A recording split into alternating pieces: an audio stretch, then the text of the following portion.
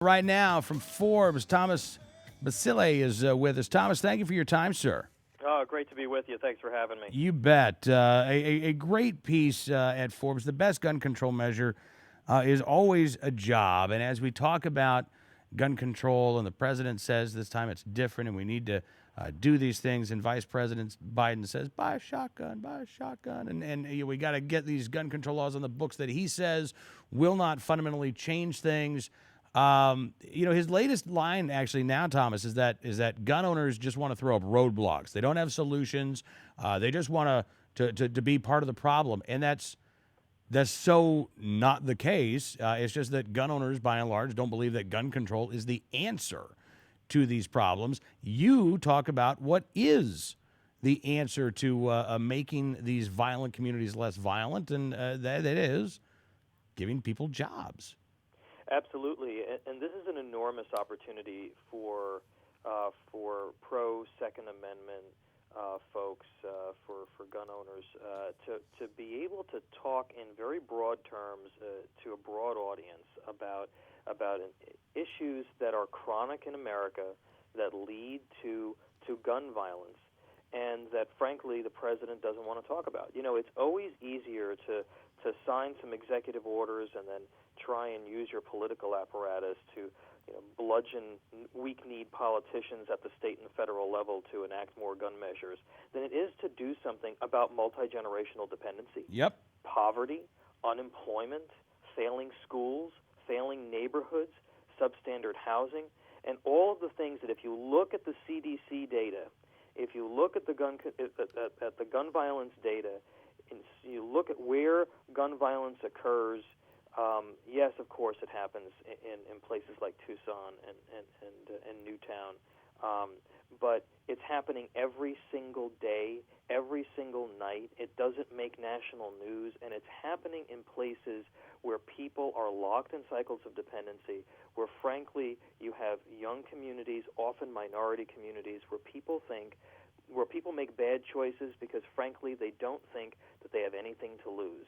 And that's where so many of these unfortunate statistics come from. But the president is characteristically ignoring it and going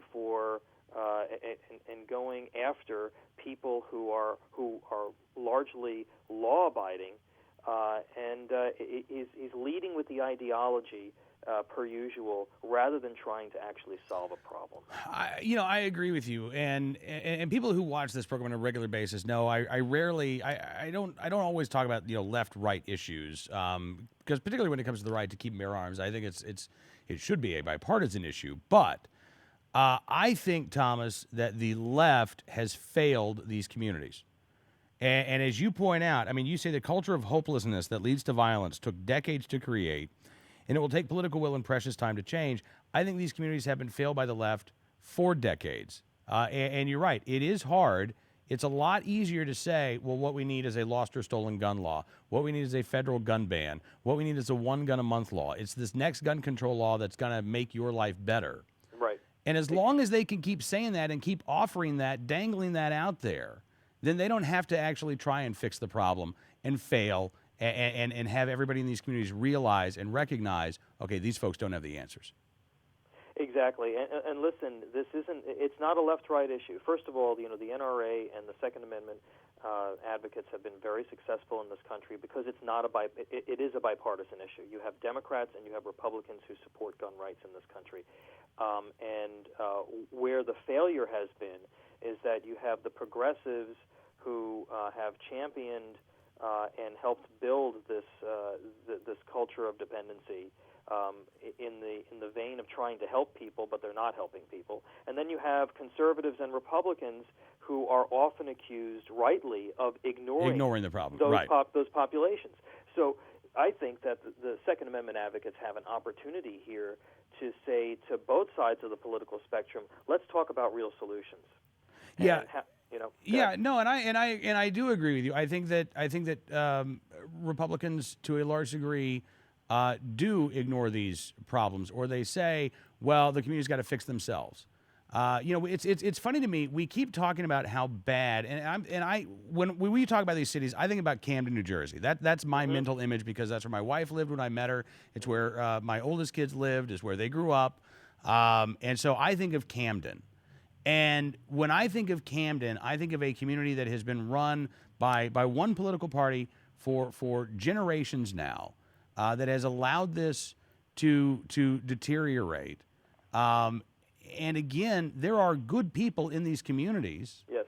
but there's no outreach. We say, all right, well, they should be able to fix these problems themselves, but we talk about the destructive nature of liberalism and of progressivism. And if that's all these people have grown up in, and that's all their parents grew up in, and it's what their grandparents grew up in, and there's never been that outreach to tell folks, hey, there's another way. We just anticipate or expect that somehow they're going to go seeking this knowledge on their own, and then we get angry when they don't. That you're right, Thomas. That's a recipe for failure from the right. Well, that has to be. That's why there has to be engagement from the right, and we need to be framing this, the gun issue, in terms of, okay, how does this impact? How does the economy and the burdens that government throws up, the barriers that government throws up to prevent people from achieving the American dream? How are those two things connected? How do you look at that in context? And then for conservatives to say, this is about providing people with opportunity. How do we have a conversation with in these communities to increase opportunity? Because one of the reasons why you have generational dependency, one of the reasons why you have so many young people who are making bad choices at the other end of a gun in these inner cities, is because they don't have the opportunities that other people have. And that's why we need to be looking at pro-growth economic policy that reaches down and helps people climb the ladder. There used to be a time in this country where you could come from another place. You could immigrate with nothing but the clothes on your back. And in one generation, you could move from poverty into the middle class. And for too many people, I think it's important for conservatives to recognize that our government policies for too many have kept too many of these people down. And that does lead to violence. That does lead to the situation that we see in the inner city. And that's where when President throws around all of these statistics, those are not it's not about law-abiding citizens. It's about people who feel like they have no place else to go and no place else to turn to but the gun in the inner city and crime. Absolutely, and the thing is, as I mentioned, in even the worst of these communities, the number of good, decent folks outnumber the criminals. And I know some folks may not believe it, but I'm here to say that that's the truth. And again, when you're barking up the wrong tree, or you're going down this dead end of we need more gun control laws, you're not fixing the problem. You're not fixing the communities, and instead you are putting the good folks even more at risk. You are harming these communities, and you're harming the good people in these neighborhoods. Absolutely, and most people they want to just have a job. They want to have a job, and they want to be able to create a life for themselves and for their children, and to grow up in a safe community. And right now, government policy, which has been supported by both parties for too long, has not enabled folks in many of these cities across the country to be able to experience that. And so the problem just feeds on itself, unfortunately, and the president and Organizing for America don't want to get it. It's an ideological, they're being driven by ideology, and the Republicans have unfortunately turned a blind eye to it. But we can harness this opportunity, and we can have a real serious discussion about these communities in the vein of trying to reduce violence, but not limiting the freedom of other law-abiding people in the process. Thomas, thank you so much for your time, sir. And, again, this is not a quick fix solution, what you and I are talking about. It's not like we hold a summit, put together a blue ribbon commission, and all of a sudden 6 months from now, job done. Right. I mean, this is something that will take decades to fix. We didn't get in this mess overnight, and it's not going to be an overnight fix. It won't be. It takes political will, but we have too much press release politics in Washington. We need to start talking about real solutions. There you go. I like that. Press release politics. I use the phrase soundbite solutions, and I think we are talking about exactly the same thing there, Thomas. Yep. All right, man. Thank you so much for your time. Have a great weekend, and come too. back soon, will you?